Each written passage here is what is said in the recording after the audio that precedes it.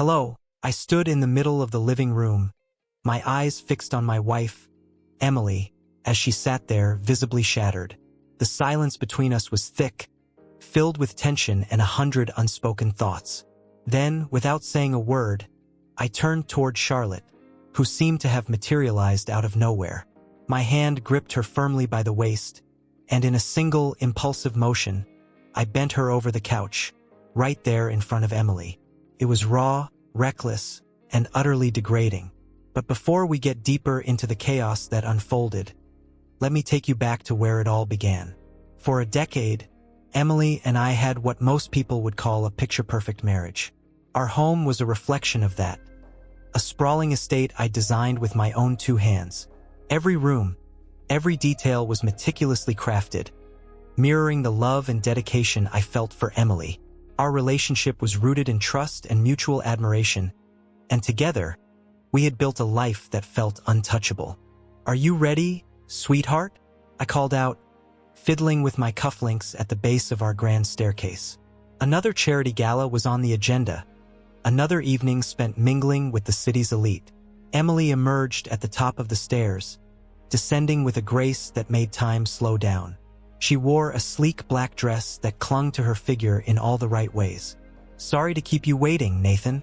You know I love making an entrance," she said with a playful glint in her eye. Even after all these years, she still had the power to take my breath away. I smiled, my chest tightening with pride and admiration. "You look incredible as always," I said, meaning every word. The drive to the event was quiet. At the time, I didn't think much of it. Emily had been putting in long hours at her boutique lately, and I admired her drive. I never questioned it. At the gala, we slipped into our usual routine. I spent the evening chatting with clients about upcoming projects, while Emily effortlessly worked the room.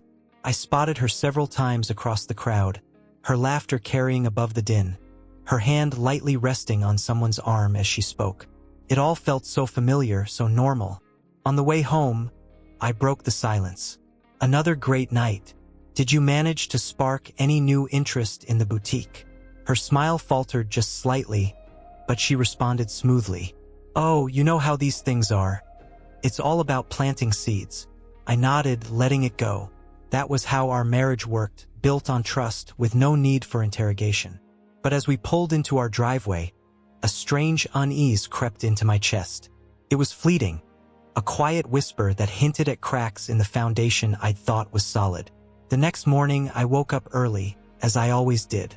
Emily was still asleep, her blonde hair fanned out across the pillow like a golden halo. I left her to rest, heading to my office to get a jump on my workload. Hours passed before I heard her stirring. When she appeared in my doorway, she looked worn out, like she hadn't slept well. "Late night at the boutique again?" I asked, glancing up from the blueprints sprawled across my desk. She ran a hand through her disheveled hair, nodding. "You know how it is. So much to handle this time of year." I thought I did know. I'd never doubted her late nights or the growing distance between us. We were both busy, and I chalked it up to the natural rhythm of a long-term relationship. But I couldn't have been more wrong. That afternoon, my phone buzzed. My assistant's voice came through the intercom, crisp but tinged with urgency. "Mr. Harris, a Charlotte Taylor is here to see you. She says it's important." Charlotte Taylor, Daniel's wife. We'd exchanged pleasantries at a gala once, but beyond that, I barely knew her. What could she possibly want? Curiosity sparked. I told my assistant to let her in. When Charlotte stepped into my office, she carried herself with an outward calm, but her body betrayed her. Her jaw was clenched, and her hands trembled slightly as they gripped the purse pressed tightly against her side. "Nathan," she began, her voice taut with emotion, barely masking the tension beneath. "Thank you for agreeing to meet me on such short notice." "Of course," I said, gesturing to the chair across from my desk. "What's this about, Charlotte? How can I help you?" She sat down, her posture stiff, as though bracing herself. "There's something you need to see," she said, reaching into her bag to retrieve her phone. "It's about Emily." A jolt shot through me. "Emily? What are you talking about?" My heart quickened as she unlocked her phone, her fingers moving with a mix of purpose and hesitation. "My wife?" I asked, my voice cracking slightly. Charlotte's gaze softened with a hint of pity, but there was a determined edge in her expression. "I'm so sorry, Nathan, but your wife, she's having an affair with my husband." The words hit me like a sledgehammer. I gripped the edge of my desk as though it might keep me grounded, struggling to process the enormity of what she had just said. "That's not possible," I stammered, shaking my head as if denial could erase her claim. "You must have it wrong." Her voice dropped to a whisper, weighed down by regret. "I wish I was wrong," she said, her tone unwavering. "But I have proof." With trembling fingers, I took her phone. The screen displayed a video, and there she was, Emily, the woman I had loved and trusted, wrapped in the arms of Daniel Taylor. They were in a hotel room, their bodies tangled together, their passion undeniable. I felt bile rise in my throat as my stomach twisted violently. But I couldn't look away, no matter how much it hurt. "How long has this been going on?" I managed to ask, my voice rasping as though it had been dragged across gravel. "Months," Charlotte answered softly, her eyes cast down. "Maybe longer. I hired a private investigator when I started suspecting Daniel. What he uncovered was thorough." She swiped through her phone, showing me more damning evidence. Pictures, texts, and videos, each one more painful than the last. It was like a blade carving through me, every piece of proof deepening the wound.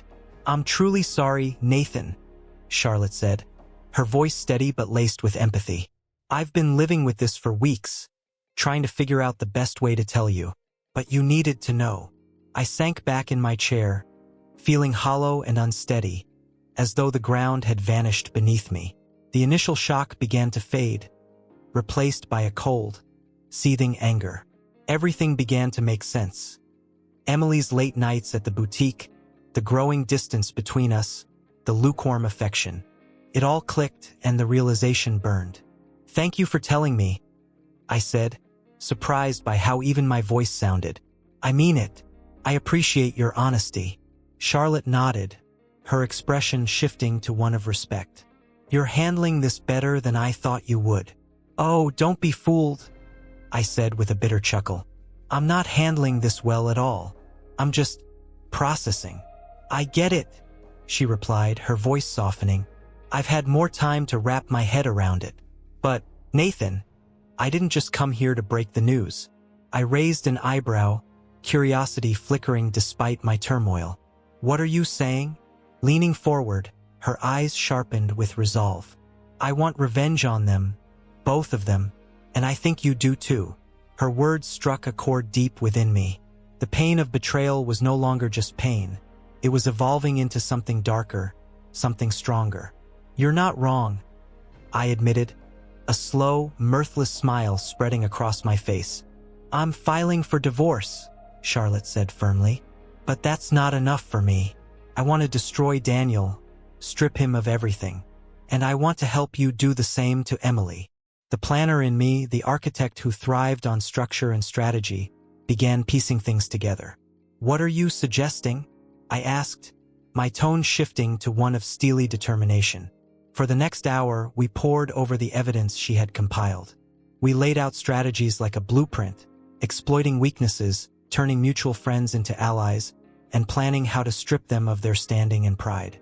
Every detail, every plotted move, stoked the fire of my resolve. I wasn't just hurt anymore. I was angry, and I was ready for justice no matter the cost. "We need to confront them," I said at last, the decision falling from my lips with a weight of finality. "But not separately, together. Let them see we know everything." Charlotte's lips curved into a sly smile, her eyes gleaming with approval. "Make them squirm," she murmured, her tone low and sharp. A dark grin spread across my face as a plan began to take shape. "Better yet, let's do it publicly. The charity gala next week. Emily's been organizing it for months. It's the perfect stage to tear their world apart in front of everyone they care about." Charlotte leaned back, considering the idea for a moment before her expression hardened with resolve. It's wickedly perfect. I'm in. As we fleshed out the details, a strange sense of camaraderie grew between us. We were two people bound by the same wound, united in our shared hunger for vengeance. It wasn't healthy, but it was powerful, giving me something to latch onto besides the grief that threatened to consume me. "Thank you," I said as she stood to leave, "for being honest with me, for everything." Charlotte paused at the door, her features softening just slightly. "We're in this together now, Nathan. They broke both of us. It's only fair we return the favor." When the door closed behind her, I stood in silence for a while, staring out at the darkening skyline. The sun had dipped below the horizon, casting long shadows over the city. It felt symbolic. The life I thought I had was gone. What remained was the cold promise of revenge. I picked up my phone and hovered my thumb over Emily's name. I could call her, confront her now. But no, I'd let her enjoy her lies for just a few more days. Soon enough, her entire facade would come crashing down, and I would be there to watch the pieces scatter. The day of the gala arrived faster than I expected. At 7:30 p.m., I stood in front of the mirror, straightening my tie for what felt like the 100th time. The house gleamed, every surface spotless. Everything had to be perfect for tonight's performance. "Sweetheart, are you almost ready?" Emily called from downstairs, her voice light and cheerful. "The guests will be here any minute." I took a steadying breath, staring at my reflection. "Just a moment, darling," I replied, my tone calm and even. Descending the staircase, I saw her waiting in the foyer, radiant in a deep blue cocktail dress that clung to her figure like it was custom-made for her. For the briefest of moments, I hesitated. How could someone so stunning, so poised, be capable of such betrayal? I quickly reminded myself of why we were here. "You look breathtaking," I said, forcing my voice to remain steady despite the storm churning inside me. Her face lit up with a beaming smile, utterly unaware of what lay ahead. "Thank you, love. I'm so excited to meet these important guests of yours." I nodded, my smile tight and controlled. "They'll be here any moment." As if on cue, the doorbell chimed. Emily moved toward the door, but I placed a hand gently on her arm.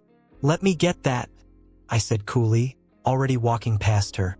Opening the door, I was greeted by Charlotte, resplendent in a sleek black dress that exuded both elegance and command.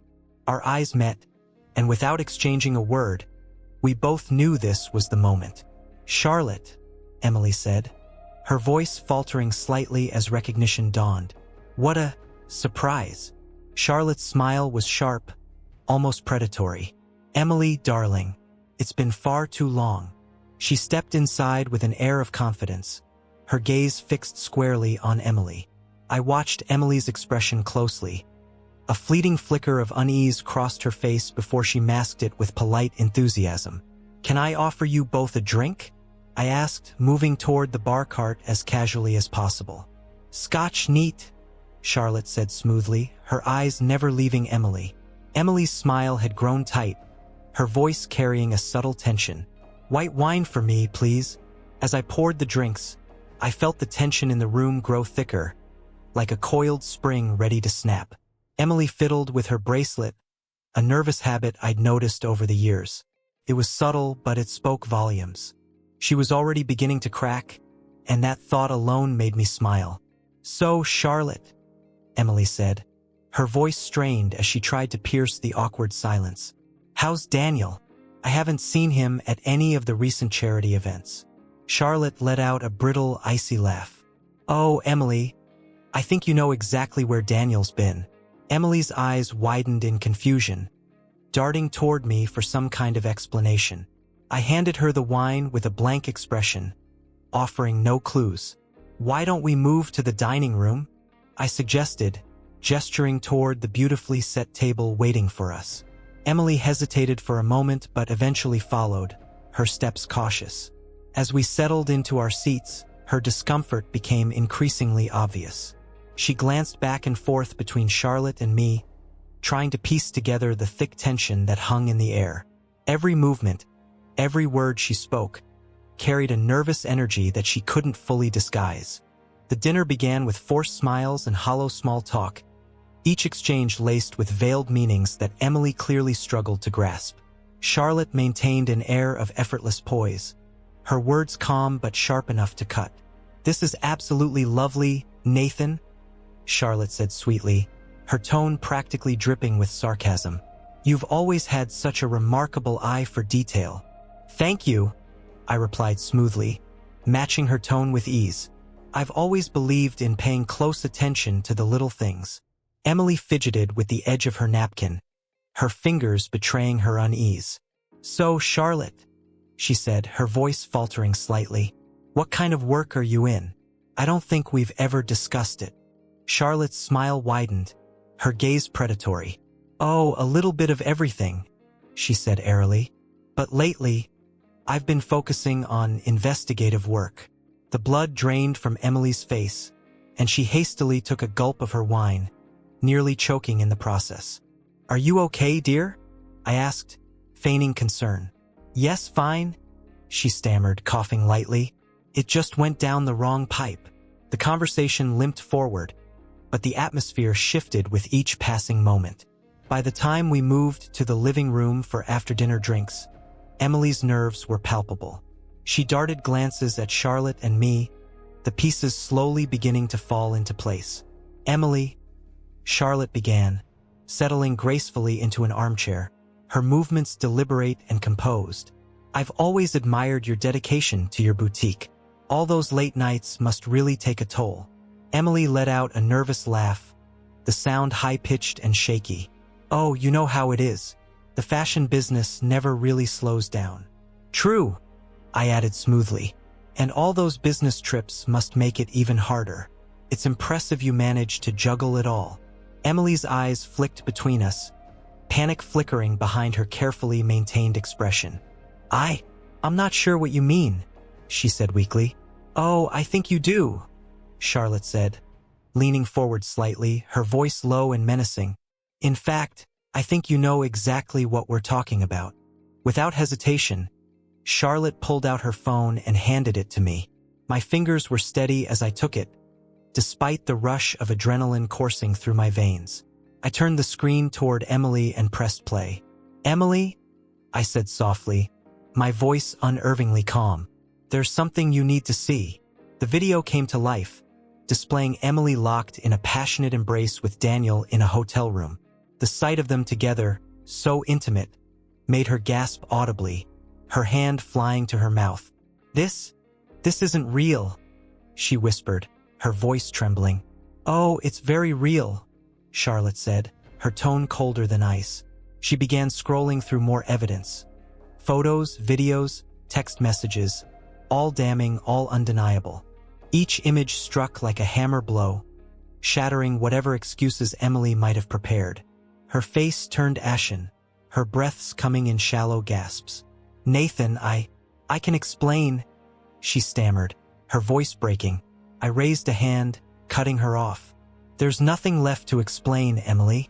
The proof is all here." I watched as the confident, polished mask she'd worn for years fell away, revealing a woman consumed by desperation. Seeing her crumble, her world unraveling before her eyes, was intoxicating in a way I hadn't anticipated. "Nathan, please," she begged, her voice thick with tears. "Let me explain." "Don't bother," I said coldly, my tone laced with disdain. "The evidence says more than enough." Charlotte remained seated, silent but exuding satisfaction as she watched Emily unravel. Emily's tears streaked her makeup, leaving her looking disheveled and small. The poised, elegant woman I had once admired was gone. All that remained was a broken figure, crumbling under the weight of her betrayal. "What do you want from me?" Emily cried, her body shaking as sobs racked her frame. I stepped closer, looming over her, my voice dropping to a low, menacing tone. "I want you to feel every ounce of the pain and humiliation you've inflicted on me," I said coldly. "And trust me, Emily, this is only the beginning. Think this is bad? Just wait until everyone at the gala sees who you really are."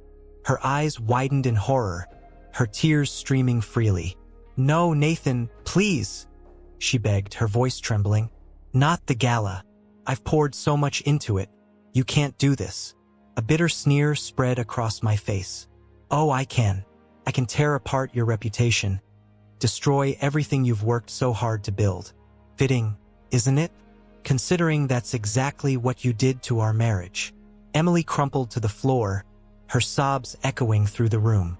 Her anguish hung in the air, heavy and oppressive, but I felt nothing. Not pity, not regret, only a cold satisfaction. I turned to Charlotte, who was watching the scene unfold with calm detachment. Her faint, victorious smile was unsettling, as if every moment had played out exactly as she had envisioned. She gave me a slight nod, and in that unspoken exchange, I knew this was far from over. This was merely the opening act of our meticulously crafted revenge. Emily remained slumped on the floor, her body trembling, her sobs forming a mournful soundtrack to the silence. Each tear seemed to carry the weight of her betrayal, echoing the heartbreak she had caused. Across from her, I stood firm, my heart hardened, resolute in my decision. I strode toward Charlotte with purpose, my steps deliberate. My hand gripped her waist with a firmness that left no room for tenderness. Without a word, I bent her over the couch, positioning her directly in Emily's line of sight. Every action I took was deliberate, a pointed declaration of my disdain. Charlotte offered no resistance. Her body language spoke of quiet compliance, as though she welcomed the chaos we were unleashing. Her gaze never left Emily, a dark triumph glinting in her eyes, unapologetic and bold. As I slid the fabric of her dress upward, exposing her to the room, Emily's frozen expression gave way to utter despair. Her sobs grew louder, slicing through the air like sharp blades, each one a visceral response to the scene playing out before her. The man she thought she knew had been replaced by someone unrecognizable. The sounds in the room melded into a surreal symphony. Emily's gut-wrenching cries and Charlotte's soft murmurs, blending into a discordant melody of agony and triumph. Time dragged on, the moments stretching unbearably. When it was over, an oppressive silence settled over the room, broken only by Emily's broken sobs. She collapsed onto the pristine floor, her grief raw and unrestrained. I stepped back, adjusting my tie with practiced precision, as though nothing significant had just occurred. Charlotte smoothed her dress, her demeanor calm and detached, as if the events of the last few minutes had left no impact on her. "Thank you for your participation," I said evenly, my tone devoid of emotion. With a curt nod, I dismissed her. Charlotte gathered her things and walked out, her heels clicking sharply against the marble floor. Each step echoed like a countdown, marking the end of Emily's carefully constructed life. When the door clicked shut behind her, I turned back to Emily, who still lay crumpled on the floor. "Stand up," I said sharply, my voice cold and commanding. Slowly, she obeyed, her body trembling as she struggled to rise. Her tear-streaked face was a portrait of desperation, her eyes pleading silently for mercy. "Nathan, please," she whispered, her voice broken and fragile. Ignoring her pleas, I turned and walked to the liquor cabinet. I poured a generous measure of whiskey into a glass, the amber liquid swirling as I lifted it.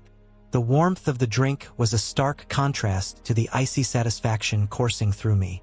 I took a slow, deliberate sip, savoring the burn as it slid down my throat. "You didn't mean for this to happen? Is that your excuse?" I asked, my voice dripping with biting sarcasm. Her reply was barely a whisper, trembling and weak. "I made a mistake," she murmured, her tone pleading. "No," I corrected her sharply, my words cutting like a blade. "You made a choice, and now you'll deal with the consequences." Reaching into my jacket, I pulled out a stack of papers and tossed them onto the coffee table in front of her. "Sign them," I said, my tone leaving no room for negotiation. Her hands trembled as she picked up the papers, her grip so unsteady it seemed like the pen might slip from her fingers. "Divorce papers?" she asked, her voice barely audible, as though saying the words would make them real. "Yes," I replied, my tone cold and final. And don't expect a single penny from me, Emily. You lost that right the moment you decided to betray me. Her face crumpled further, panic flashing in her eyes. But I have nothing without you, she stammered, desperation clawing at her voice. I shrugged, indifferent to her plight. Then maybe you should have thought about that before throwing everything we had away. Reluctantly, she began signing, each stroke of the pen heavy with the weight of finality. It marked the end of the life we had built together piece by piece. When she finished, the papers slipped from her grasp, falling onto the table. She collapsed into a nearby chair, her body racked with sobs. You're free to go, I said, turning away from her. I couldn't stand the sight of her anymore. The woman I had once loved was gone, replaced by someone I no longer recognized. A broken, deceitful shadow of herself. The weeks that followed were swift and unrelenting. In court, every piece of evidence was laid out. Photos, videos, texts, meticulously presented without mercy. Emily's pleas were drowned out by the sheer weight of proof against her. The rulings came down hard and uncompromising. I retained full control of the estate and all assets, leaving her with nothing. Her fall from grace was complete and absolute. Outside the courthouse, I watched as she was escorted away. The poised, confident woman who had once stood proudly beside me was gone. What remained was a pale shadow, beaten down by the consequences of her choices. She glanced back at me one last time, her eyes searching for some hint of pity or forgiveness. She found neither. Back at the estate, my estate, I poured myself a drink, letting the taste of victory linger on my tongue. The sharp chime of my phone interrupted my thoughts. Charlotte's name flashed across the screen. Nathan, she said smoothly, her tone confident and self-assured. It's done. A dark smile curled on my lips. I assume Daniel didn't take it well? He fought hard, she replied, amusement evident in her voice. But my lawyer was relentless. The evidence left him with no options. I chuckled, savoring her words. What's the final score? Let's just say I'm more than comfortable, Charlotte said, her tone smug. His reputation is in tatters, and his finances are in ruins. They've already started replacing him on the board. Perfect, I replied, the word rolling off my tongue like honey. Emily's living in a tiny studio now, Charlotte continued, her voice tinged with satisfaction. She's working as a sales clerk. Quite the downgrade, don't you think? I nodded, even though she couldn't see me. Indeed, everything went according to plan.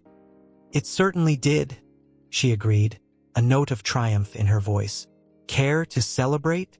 I'll be there in an hour, I said before ending the call. I poured myself another drink, raising the glass in a silent toast to revenge. As I prepared to leave, my reflection in the mirror caught my eye. The man staring back at me was colder, harder, but he was victorious. Straightening my jacket, I grabbed my keys and stepped out into the night, ready to celebrate the downfall of those who had dared to cross us. Bye-bye.